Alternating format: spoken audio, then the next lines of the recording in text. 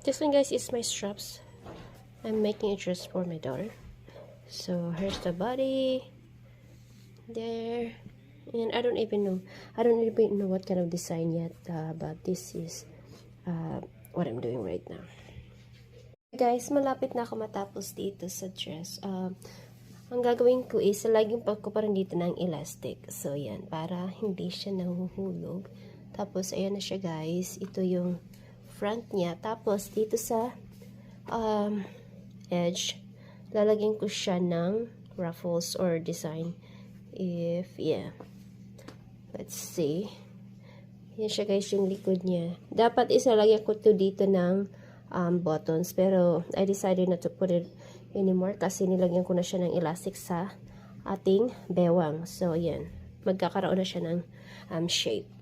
Hey guys, so tinitupin ko na siya inside together para sa ating dito sa top part ng ating dress. So, ito na siya. Nilagyan ko na siya, guys, ng elastic under. Tapos, fold ko lang. And then, top stitch na siya. Ayan na siya, guys. Tapos na yung ating top part. Dito na lang sa akin. Lalagyan ko lang siya ng hem instead of lagyan ko siya ng ruffles. Kasi parang, I think it's too much for her. So, ayan. So, hem na lang dito sa end ng ating dress. Tapos, okay na siya. Ayan siya, guys. Ready na ang ating dress.